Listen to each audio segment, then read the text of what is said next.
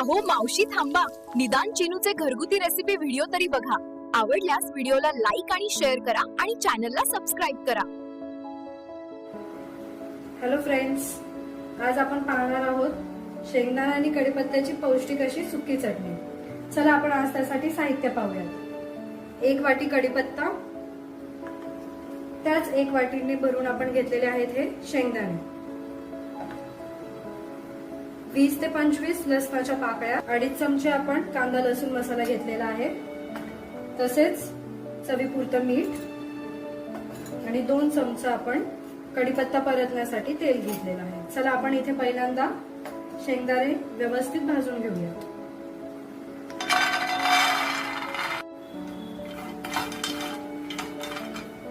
दोन ते 3 मिनिटं आपण शेंगदाणे खरपूस असे भाजून घेतलेले आहेत.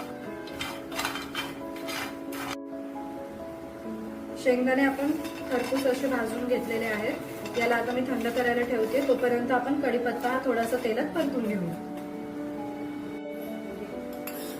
2 चमचा पोह्याचं मी इथे तेल टाकून घेत आहे.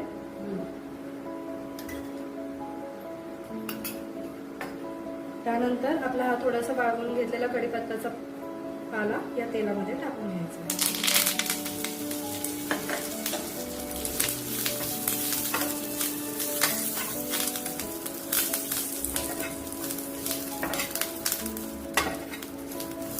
छान असा परतून घ्यायचा आहे.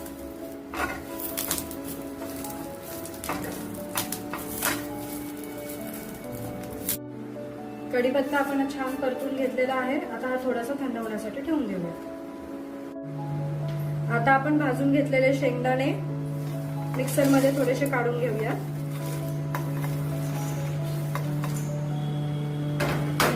आणि परतलेला कढीपत्ता.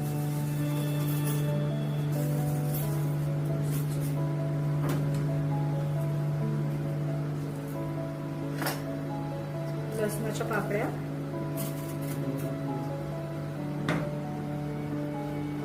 चवीनुसार कांदा लसूण मसाला,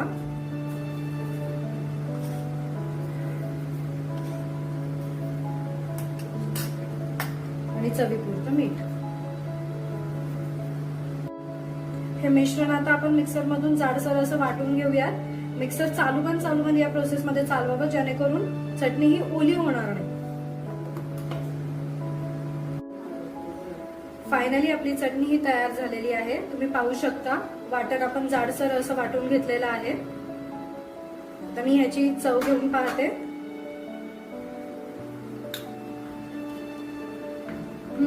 चटणी तर ही मस्त झालेली आहे. तर तुम्ही ह्याला गरम भाकरी सोबत, गरम चपाती सोबत खाऊ शकता. तसंच आता तुम्हाला ह्या व्हिडिओ आणि ही रेसिपी नक्कीच आवडलेली असेल, तर ह्याची जी रेसिपी आहे ही आपण डिस्क्रिप्शन मध्ये देत आहोत. व्हिडिओला लाईक करा, शेअर करा आणि चॅनलला सबस्क्राईब करा.